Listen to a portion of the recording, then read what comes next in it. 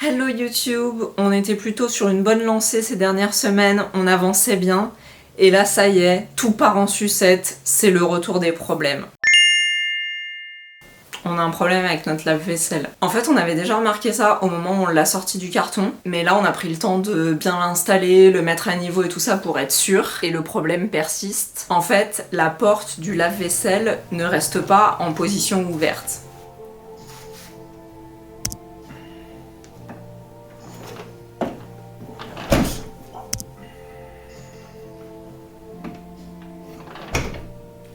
Et essaye de tirer un panier pour voir.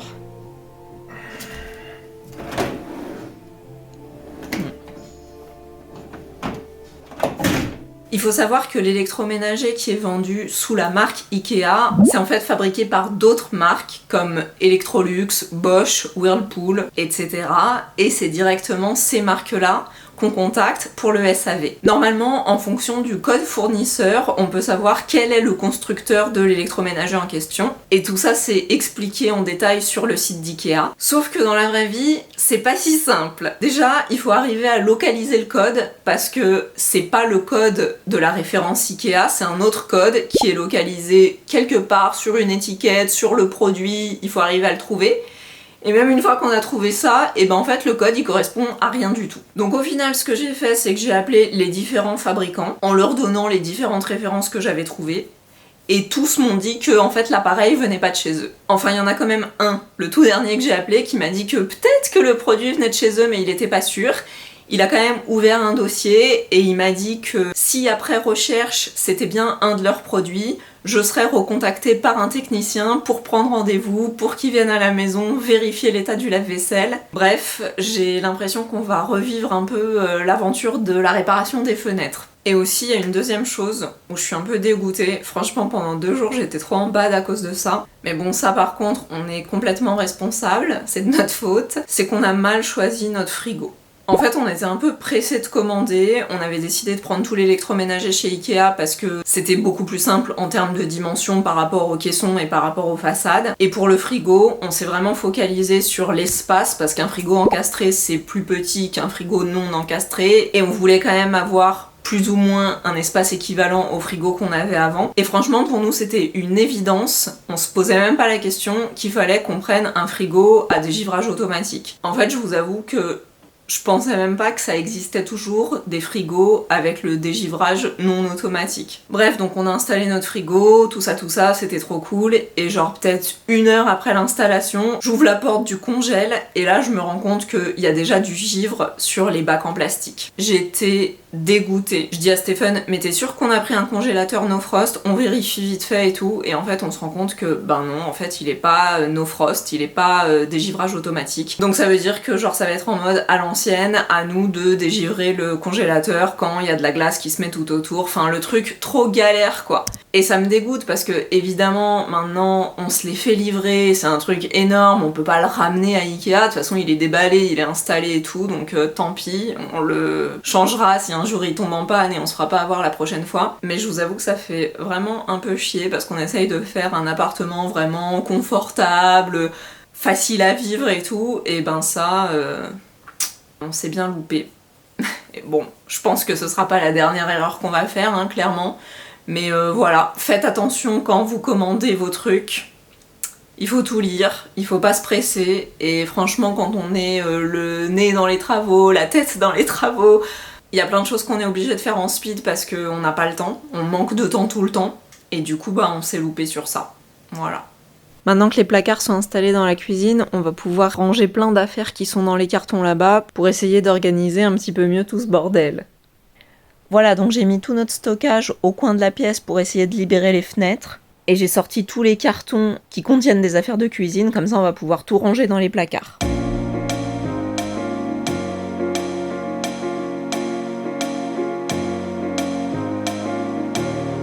Je suis en train de déballer mes cartons de verre. Vous le croyez que le seul verre qui est cassé, comme par hasard, c'est celui de ma collection de verres Coca McDo.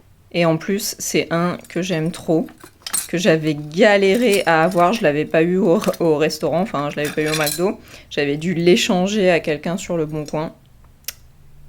Il y en a, je les ai en triple ou en quadruple exemplaire, et celui-là, j'en ai qu'un, et comme par hasard, c'est celui qui est cassé. Non mais j'en crois pas mes yeux. Encore une? Où est-ce qu'elles sortent ces trucs? C'est incroyable. Oh là là, je viens de réaliser que j'ai complètement oublié mon noyau d'avocat dans sa petite boîte dans le placard. Du coup, je vous ai attendu pour qu'on aille découvrir ensemble quelle tête il a maintenant. Ouh, il a une sale tête. Ah, il a l'air tout moisi. Berk.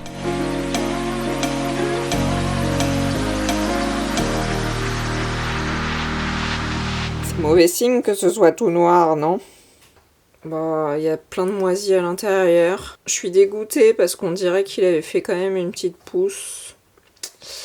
Je crois pas qu'on puisse le sauver à ce stade. Bon bah du coup, j'ai racheté des avocats. C'est pas possible. On est en train de se préparer pour aller chez des potes ce soir. Et j'entends un bruit trop chelou. Je me dis, ah mais c'est bizarre ce bruit, ça fait comme des petits craquements. Et Stéphanie me dit, ouais c'est pas grave, on a dû bouger un sac en passant, c'est un plastique qui est en train de se remettre en place. Et puis je passe dans la chambre, enfin dans ce qui nous sert de chambre, et là je vois que la porte, il y a comme des reflets bizarres dessus. Vous voyez les portes qui sont entreposées là derrière moi? Il y a des reflets un peu bizarres, comme s'il y avait un truc qui avait coulé dessus, mais comme je passe pour faire des allers-retours, pour arroser mes plantes et tout ça, bon, puis je regarde et je me dis, bah quand même c'est bizarre, la porte elle est mouillée. Et puis je regarde par terre, et le sol, il est tout mouillé. Il y a comme un truc qui avait coulé partout, quoi. Puis l'armoire, ici, les portes, elles étaient toutes mouillées aussi. Et ici, on avait le carton du sapin. Et en fait, regardez, il y a de l'eau. Ici, il y a une grosse tache mouillée, et ici, il y a une grosse tache mouillée. Et en fait, il y a de l'eau qui coule du plafond. Donc ça vient de la salle de bain du voisin du dessus. Et on a encore une fuite, quoi. J'en ai marre. Franchement, j'en ai trop marre. Bon, je viens d'avoir le voisin au téléphone, il est au courant, hein, il a vu qu'il y avait un souci avec sa douche, donc il y a un plombier qui intervient en urgence demain matin, il m'a promis que d'ici là, il n'utiliserait pas sa douche pour éviter que ça coule chez nous.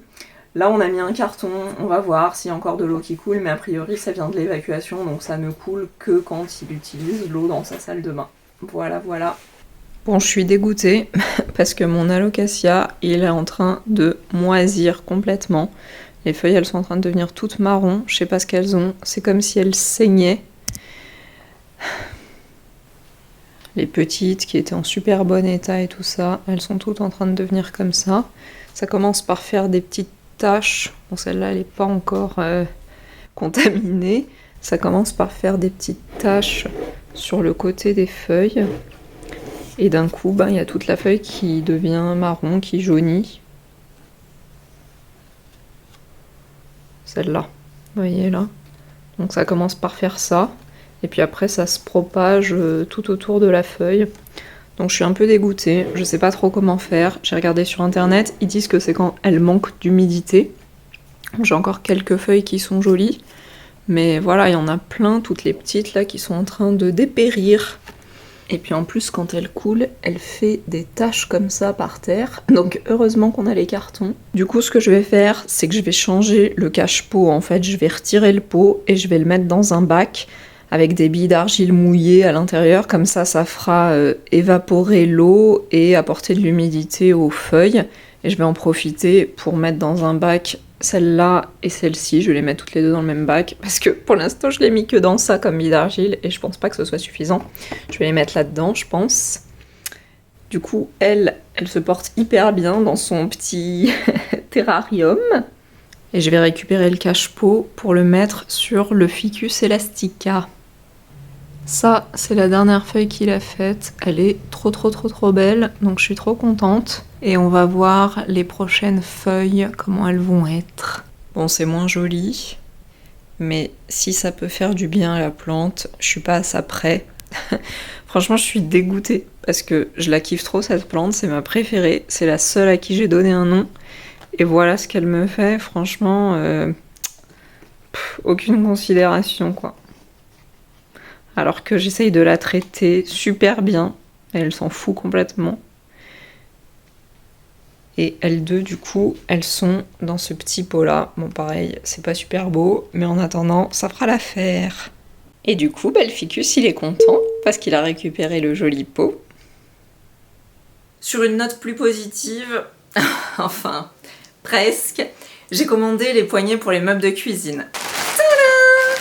En fait, depuis même avant le début des travaux, j'avais repéré des poignées super jolies sur Pinterest et je m'étais dit c'est absolument le modèle que je veux pour nos poignées de cuisine. J'aimais bien ces poignées parce que je voulais quelque chose qui fasse pas trop imposant, vous savez, vu que notre cuisine, l'idée c'est de la faire disparaître et que les meubles bas qui seront derrière la table à manger, ce sera comme si c'était un buffet. Donc je voulais quelque chose qui soit sobre et discret, mais qui soit quand même original. Et j'avais aucune idée de où est-ce que j'allais pouvoir trouver ces poignées-là. Et finalement, je les ai commandés sur le site de Shein, vous savez, le site de fast fashion chinois. Donc j'ai téléchargé l'application, alors ils vendent principalement des vêtements et des accessoires, mais il y a quand même quelques trucs pour la maison. Bon, en général, quand je commande sur ce genre de site, je fais toujours attention à sélectionner que des annonces où il y a déjà des gens qui ont acheté et où ils ont posté des photos, parce que souvent, la photo de l'annonce correspond pas aux photos du produit réel. Ça permet d'éviter des déceptions. Là, pour le coup, sur l'annonce, c'était exactement le modèle que je voulais, et dans les photos des gens, il y avait des gens qui avaient reçu les poignées similaires aux photos de l'annonce, et d'autres personnes qui avaient reçu des poignées qui étaient pas aussi jolies, qui faisaient un peu plus cheap. Mais je me suis dit que j'allais quand même tenter le coup, parce que ça coûtait 2,50 € par poignée, et si je recevais le modèle que je voulais, c'était bingo. Bon, évidemment, je vous fais pas courir le suspense plus longtemps, j'ai reçu forcément le modèle un peu bas de gamme. Alors je vous les montre. Il y a les petites vis qui sont fournies avec. Elles sont pas si mal, mais en comparaison avec le modèle que j'avais repéré, forcément c'est un peu décevant. Je trouve que le principal problème, c'est qu'elles sont pas très arrondies. Mais du coup, l'avantage quand on les met sur le meuble, c'est qu'on a 100% d'invisibilité. Donc j'ai vu avec Stephen, lui ça le gêne pas trop, il aime bien ses poignets. Moi ça m'embête quand même un peu parce que je sais que si on les pose, je vais tout le temps regretter et me dire « Ah mais c'était pas tout à fait le modèle que je voulais ». Donc je pense que je vais en commander d'autres, je vais essayer de trouver le modèle exact de ce que j'avais repéré et comme ça nous permettra d'être fixés. Mais bon, j'ai l'impression qu'en ce moment tout est compliqué, rien ne se passe comme on a prévu ou comme on a envie. Du coup, je pense que c'est le bon moment pour prendre quelques jours de congé. On va essayer de partir une petite semaine. Alors, ça va pas être vraiment des vacances, parce que l'idée, c'est que comme on trouve pas à Ikea le reste des façades et aménagements intérieurs de cuisine qui nous manquent, et notamment la façade du lave-vaisselle qui est en rupture de stock dans tous les Ikea d'Île-de-France depuis des mois et des mois et des mois, et c'est même ça qui nous avait fait un peu hésiter sur le choix de la couleur de la cuisine. Du coup, on a vu qu'il l'avait au Ikea de Clermont-Ferrand.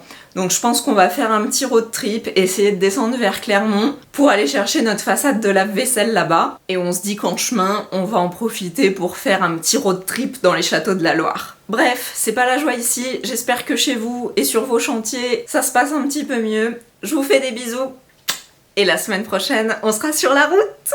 Bon y a rien à faire, je crois que cette plante elle a décidé de me faire la misère, j'abandonne.